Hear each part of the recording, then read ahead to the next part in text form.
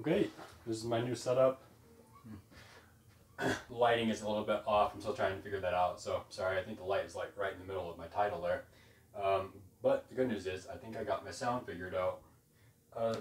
So this time, what I really wanted to do was go over the entire nervous system. This is a central part of physiology, something that I really want to understand. So I'm hoping that in me teaching this, that I'll be able to understand it better, and maybe I can help other people if they've got that test coming along.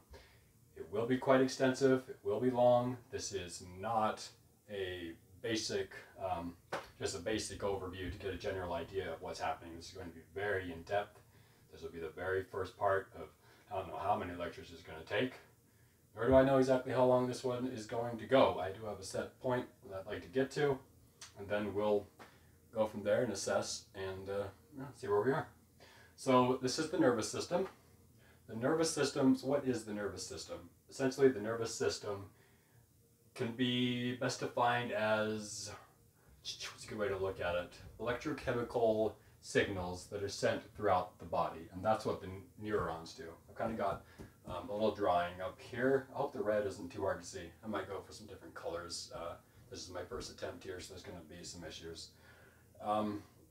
And then it's also composed of what are called glial cells. Glial cells are supporting cells. There's a few different kinds, and we'll go over those different types of cells. Should be interesting.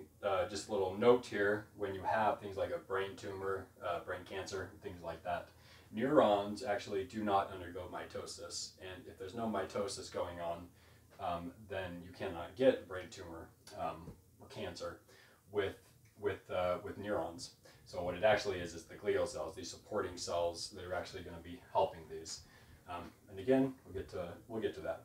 Just so you know, with how long this is, I do have my notes here just to kind of keep me on track. I'll be looking down occasionally just to kind of see where I am and keep it going so I don't repeat things too much.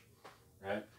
So before I get into the actual anatomy of the neuron cell itself, I think it's going to be important to kind of take a backwards view and get an understanding of all the different divisions, okay? So, first division is the central nervous system, and I am really praying that these words will show up good on the camera. Okay, so central nervous system. Okay? So what is the central nervous system? The central nervous system is going to be comprised of, I'll see if I can possibly draw a brain here somewhat like this. You have your brain stem that comes down, okay, and you have your different parts of the brain stem, your medulla oblongata, your pons right here, hypothalamus, thalamus up here, okay, and then your brain stem is going to connect to the midbrain, which is right here. So the central nervous system is the brain and the spinal cord. It's very simple, okay? I'm not going to get too much into that. I'm probably going to do a different segment videos on the different types of divisions and what they do and how they work. Again, this is just an overview. So you also have, let's see here, I'm not liking how that one's turning. Let me try this marker here. Okay, the peripheral, ooh, that's a bit darker. Peripheral, gosh, I'm hoping I'm spelling these right, nervous system. So the peripheral nervous system, obviously if you have the central, brain, spine, center of the body, peripheral nervous system is going to be the outside of the brain and the spinal cord, okay? So peripheral nervous system structurally is going to be everything that's coming off, okay? Off of the central nervous system. You're going to have a bunch, and I'll go over these later. There's a lot more than that. And you also have 12 different ones. These are called your cranial nerves up here, okay? 12 different cranial nerves. The peripheral nervous system is the ones that are coming off of the central nervous system, okay? So black, I don't know if the color difference will show here, but black here is the central, and blue is going to be your peripheral, okay? So the peripheral nervous system on top of that can be further subdivided into sensory division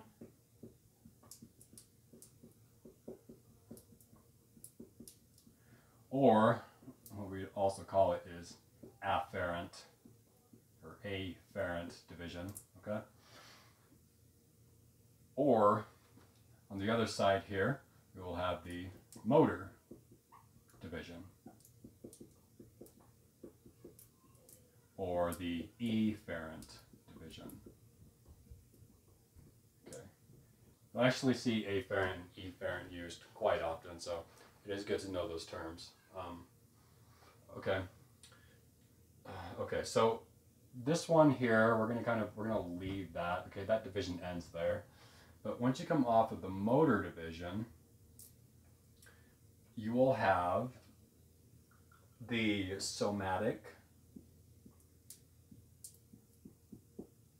motor division.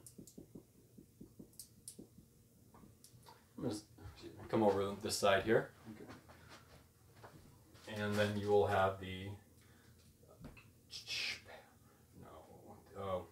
brain fart. Okay, somatic autonomic. Autonomic motor division. Okay, now you think it ends there, but no, it's still going to go. In the autonomic motor division, you're going to have two. You're going to have the sympathetic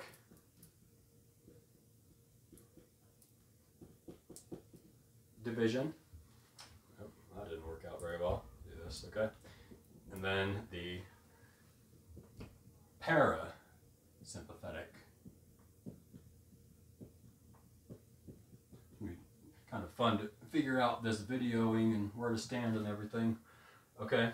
Of course, these things are a lot easier. You can just abbreviate these. So sympathetic nervous division, of course, SND, and then para PSND. Okay. Or nerve system. It's actually S. Parasympathetic nervous system. SNS. Okay. So going up here, so if we're starting at the peripheral, the sensory division can best be looked at is if you have your central nervous system and you're taking information into the central. Okay, so let's say you stab your foot. Okay, you stepped on a nail. Okay, the nerves from your foot are going to send nerve impulses from the outside, and it's going to send it into your spinal cord and up to the up to your brain. So sensory can be looked at as the stimulus.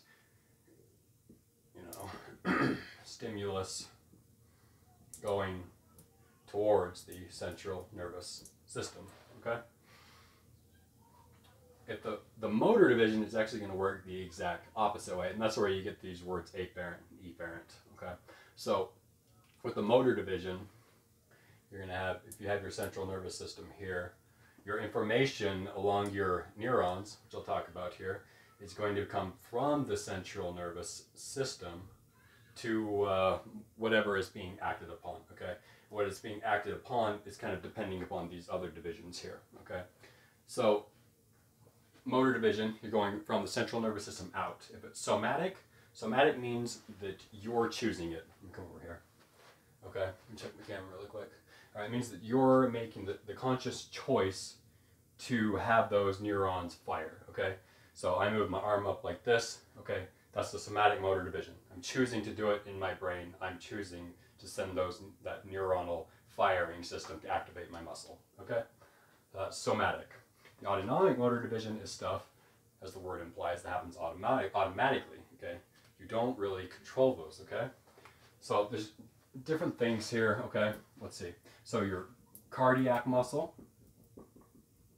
Okay, that's going to be autonomic. You're not controlling that. It's happened automatically. Okay. You have glandular tissue. Okay.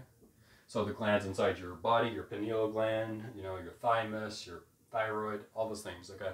That's happening automatically. You don't consciously decide to have your pineal gland secrete melatonin so you can sleep better. That would be nice though. Then it's also going to act on smooth muscle. Now that's a major one. Smooth muscle you kind of think about smooth muscle as just being like part of your intestines, things that cause peristalsis and movement inside your body. But it also goes a lot smaller than that. Even at the microscopic level, you have smooth muscle in your arterioles, which is part of your circulatory system. And those smooth muscles will activate and cause constriction, okay? Which is actually what kind of happens when you start looking at the sympathetic and the parasympathetic divisions, okay? So let's say you're out strolling along, okay, and all of a sudden a big bear jumps at you, chasing after you, okay? What's going to happen to your body, okay? Well, I kind of want to get a different color here. Just one sec. Let me see if this will work again. Okay, so if a bear jumps out at you, your pupils will dilate, okay?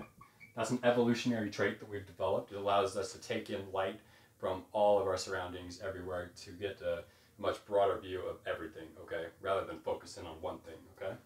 So the pupils will dilate.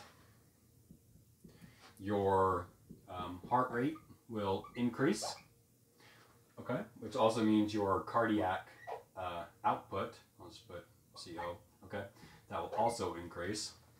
You're going to get, your heart rate's going to be pumping a lot faster to deliver that oxygen to the body, okay? And then your body is also going to start to take blood away from the areas that it doesn't need, like your digestive system, okay? If you are fearing for your life, your body isn't going to want to expend energy focusing on digesting food, okay? So blood's going to be taken from there. Now, how does the body actually take the blood from there? That's where we get the autonomic motor division activating upon the smooth muscle, and it constricts those arteries and it slows it down from reaching the areas that it doesn't need, okay? And then you have an increase in blood pressure, okay? And that increase in blood pressure is why your heart rate goes up, cardiac output, okay? You're trying to deliver oxygen throughout the body. A good way to look at it is the sympathetic division. We best looked at as the fight or flight, all right? I mean, you've heard that, I'm sure. What's often left out, though, is flee. That's actually another response that your body will take, right? You'll either fight, you will fly, or not really fly, but run from the scene, or, I didn't mean flee, that's the same thing as flight, I meant freeze, okay? Or you'll freeze up, okay? You just won't be able to act, and that happens, okay? The parasympathetic division is the autonomic motor division processes that will be undergone that do not require what's the word I'm looking for? The high output of stimulus. Okay, so a way to look at this is rest and digest. Rest and digest best encapsulates the parasympathetic nervous system. Okay. It acts upon just your basic functions throughout the day, all your normal processes, okay? Like I was telling you up here with these cranial nerves, I mean, you got nerves that connect to your eyes, and you got your facial nerve, your optic nerve, your hypoglossal, and then the ones that come down here connect to all different areas of your body just to keep things regularly functioning. And they kind of act counter to each other, okay? So one is a vasoconstrictor, which is the sympathetic. Again, I was telling you how it constricts the arterioles with that smooth muscle. Parasympathetic tends to be a vasodilator, okay? Now there are some differences with that, like when you're looking at the lungs, okay? The bronchioles are actually going to dilate with the sympathetic division, and so you're able to get more oxygen, okay? But generally, that's what happens with those two divisions, all right? So memorize these. This is the basic overall structure of just an outward view of the entire system and what each division does, okay? Now, I got to erase this now. And this should be interesting because this board that I got isn't the highest quality and it's not very easy to erase on, but for $31 for a board this big, I was really happy because normally board this big, I was looking at about anywhere from $200 to $300. It actually writes pretty good. It's just kind of annoying to erase because you really have to press into it. Right. Alright.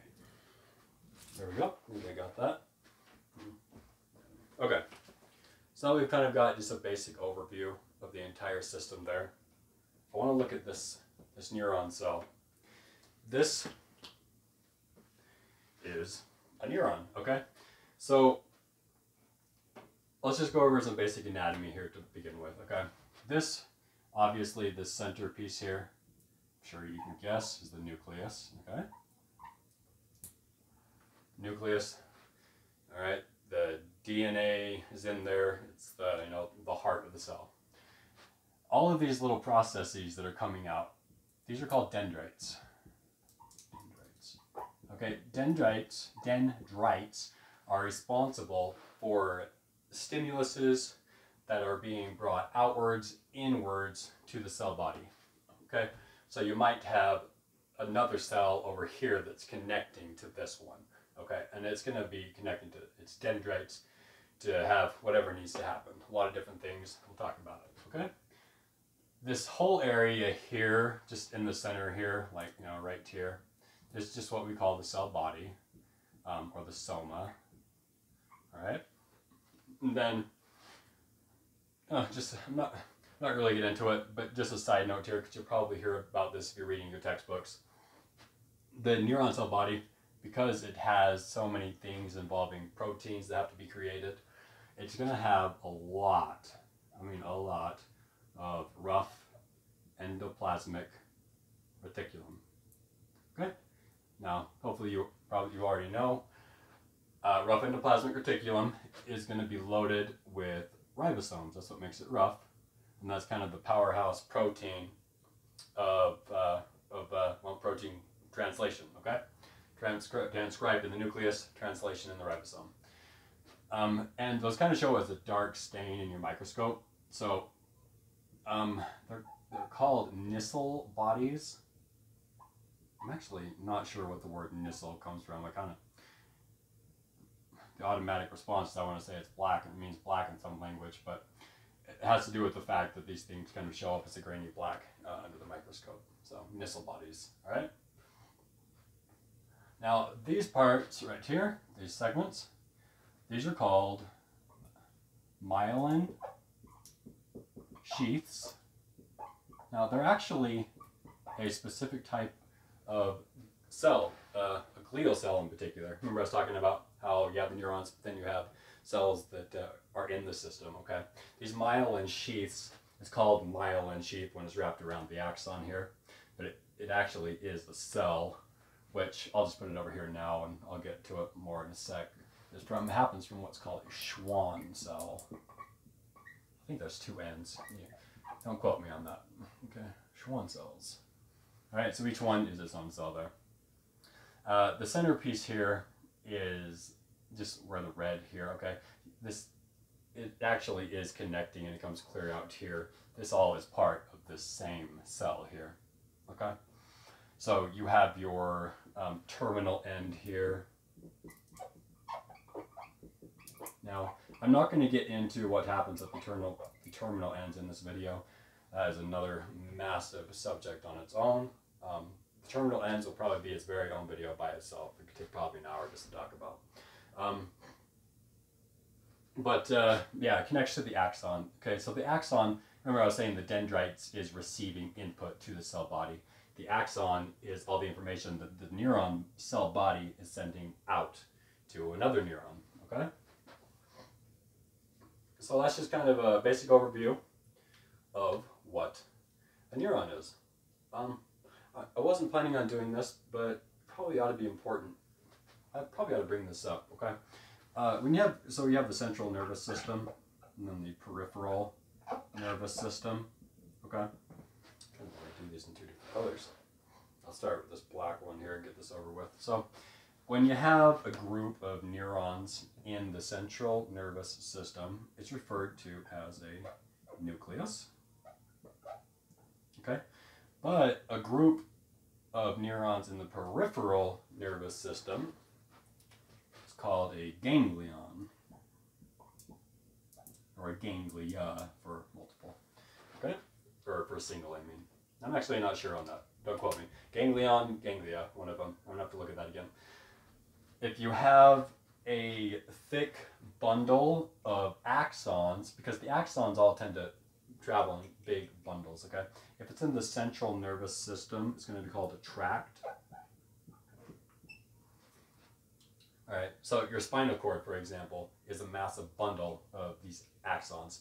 There's areas in there where there's also neurons, I believe. Don't quote me on that one either, I believe. But the areas where it's just a big bundle of these axons, it's going to be referred to as a tract, okay?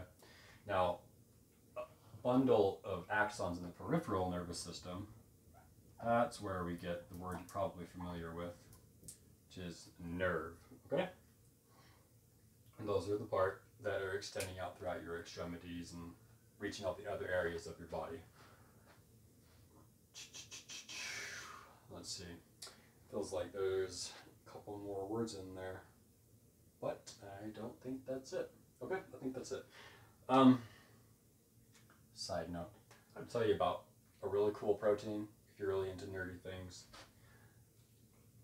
Okay, when something is going into from the outside, it's trying to carry like a mitochondria or just something that needs to be carried towards the cell body. You have what's called retrograde motion. I'm going to put this up here. Retrograde. Okay, retrograde movement. Now, if something needs to be carried outside, like some type of organelle or a mitochondria or something needs to be carried down, you're going to have what's called anterograde. Now, this might seem like a little bit off topic by talking about this, but would not be surprised if it was a test question or something. Okay? We're going to go over it really quick. And also because the protein involved is freaking awesome. Okay? So, if it's going towards it, we're going to have a protein that's called dynein. Dynine or dynine? I'm not sure how to pronounce it.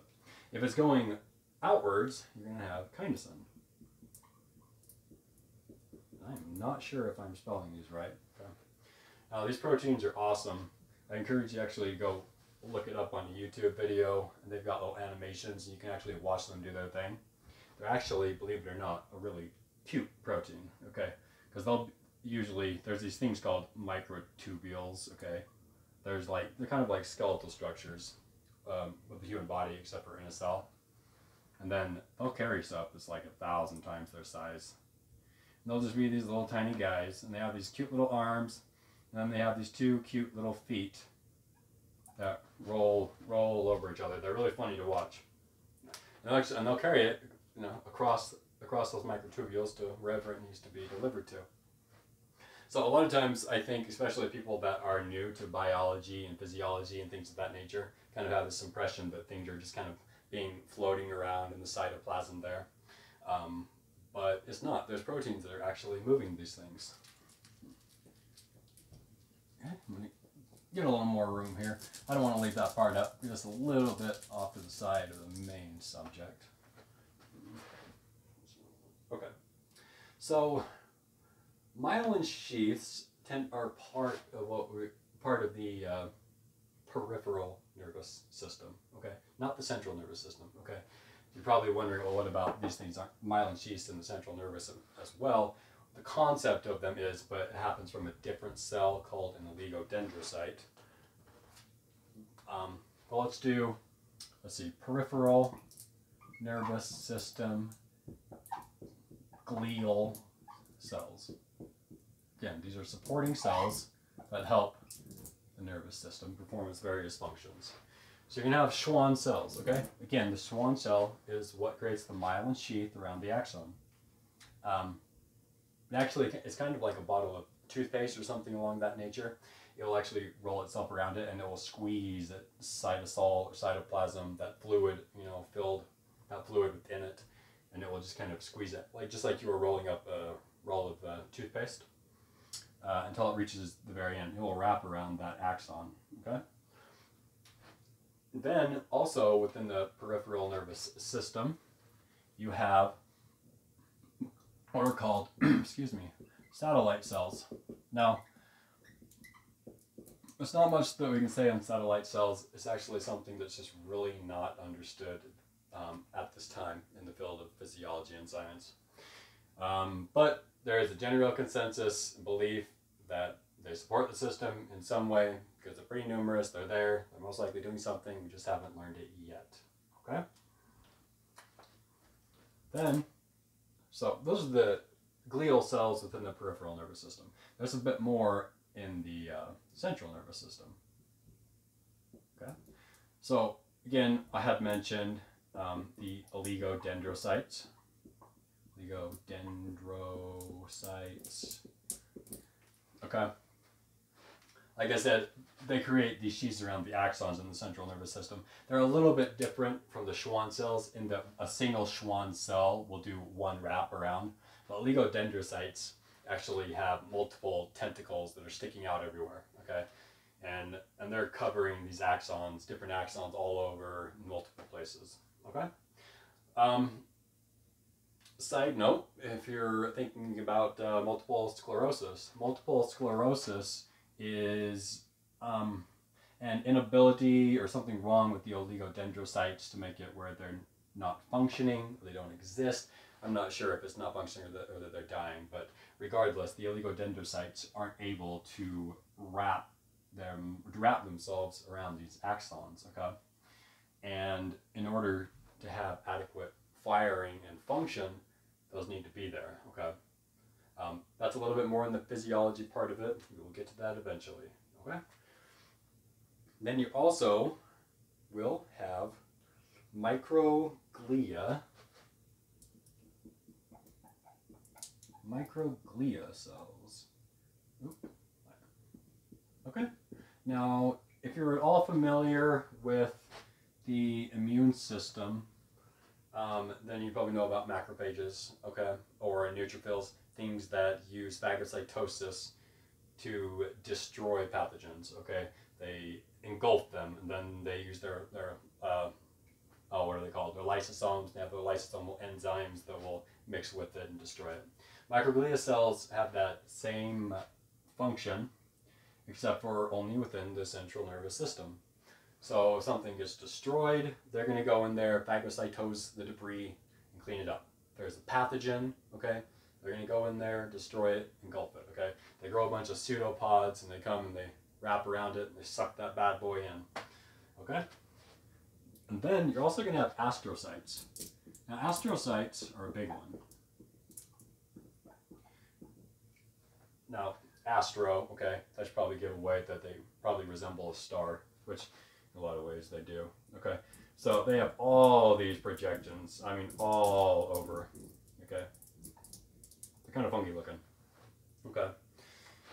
And these probably comprise 80 to 90% of the central nervous system cells in different areas of the brain, okay?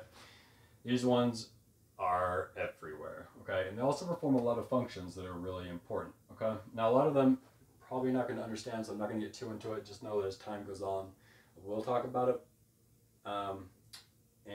Yeah, we'll get into it. You've probably heard of the blood-brain barrier, okay?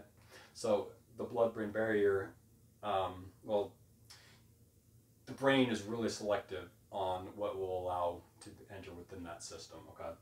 So in your vascular system throughout your body, the endothelial cells in your vascular system are very porous, okay? So water and different types of plasma proteins and things like that are able to move in and out as needed. The blood-brain barrier, the vascular system in the brain, doesn't have those pores, okay? So it relies more on facilitated osmosis, facilitated diffusion. Okay, nothing is really happening at a passive rate like it does in the vascular system. And these astrocytes really help facilitate that blood-brain barrier. Let's see, where's my red marker here? I think red would go really good right here. Oh, it's right above me. Okay. All right, so say you have a capillary inside your brain here, okay? A little vessel here. Alright, and there's blood going through it. Okay. The astrocyte will have tentacles that will come and they'll kind of plaster across it, okay? Wrap itself around, okay? And it will cover it within that area. And they are everywhere on these, okay? And they will bring in things and put out things that, whatever is needed for the central nervous system. They also will take up glucose from the blood. They'll take in glucose, okay? Now, obviously, we always hear that we need glucose for our brain to function, but most of this glucose actually needs to be converted to lactate. Our central nervous neurons use lactate a lot better. So glucose will be uptaken from these feet into the astrocyte, and they'll convert to lactate. And then they're also responsible for bringing that lactate back out as needed. Okay? Let me look over this really quick, see if I'm missing something. Okay. They're also going to have a lot to do with synapse, synaptic clefts. I'm not going to get into much of that. That's what I was saying. There'll probably be one full video on that. And they'll clean up neurotransmitters. You've probably heard of epinephrine, acetylcholine, GABA, things like that. Okay. Those will have a function in those areas. Okay. So now I've kind of got a basic function and a general idea of how things work. I'm actually going to erase this whole thing here. Now that we've shown what it looks like, start over.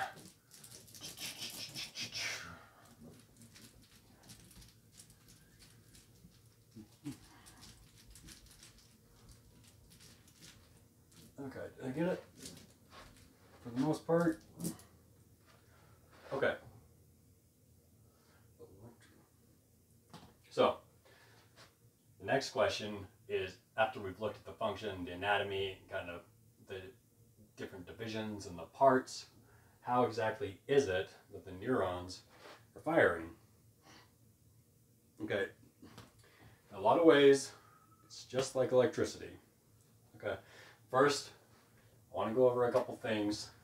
I'm just going to do, okay, here's the beginning of the cell body here. Okay, you got your dendrites here, got a couple dendrites sticking off here. Maybe I shouldn't have erased that. Okay, here's your nucleus here. Okay, the first part of the axon is called the axon hillock. It's like this really fat portion that comes off right off of the cell body. Okay, and then it's going to come down. It'll get a little bit skinnier until it gets to the diameter that it needs to be. Let me get a different color for this. Then you're going to have your sheaths. Okay? Wrap that around there. Erase. Okay, here. And then here.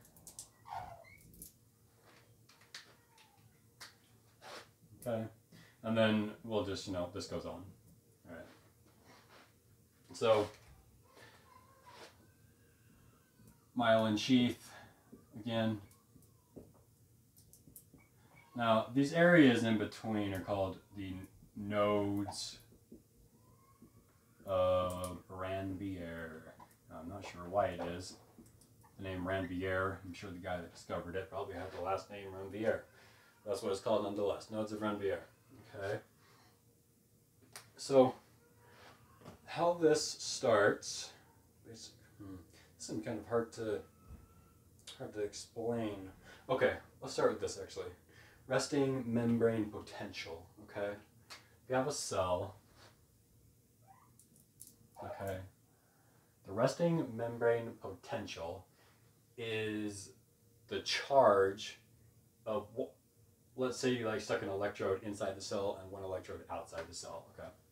In normal case, if you stick, a positive electrode here on the outside, and then you stuck your negative electrode also on the outside, there would be no charge difference, okay? So your membrane potential is going to equal 0. But if there's a difference from the inside and the outside, and you stick your electrode on the inside and one on the inside, or excuse me, on the outside, then you'll come up with some number, okay? Now that number in a neuron is about -70 millivolts. Different cells will have different charges, okay? But for a neuron, that's about what it is, -70 millivolts. Okay, so, and what makes that is ions on the inside and the outside. Inside and the outside, okay? So on the outside, you're gonna have a lot of sodium. I mean a lot, okay? On the inside, it's gonna be potassium. I think on a past video, I kind of talked about this, how this is kind of like the general makeup of cells in the body. There's potassium on the inside, sodium on the outside. I always remember which one is which, because I know that potassium is in a banana, so the potassium is on the inside, and I imagine putting salt on the banana to eat it, which would be disgusting, but whatever, helps you remember, whatever works. So these ions are actually what makes that charge. Now it's not just those ions, okay, you have things on the inside of the cell, like the DNA is going to be negatively charged, you're going to have proteins in there that make a difference. You're also going to have some other ions, like chlorine, magnesium, that will add to it. But the main bulk of it, what really makes the difference, is sodium and potassium. So, with all the things that are going on that could cause those charges, that resting membrane potential to change, it's important that it's maintained at -70 in order for it to have its function. So at the resting potential within the membrane, okay, now if you're looking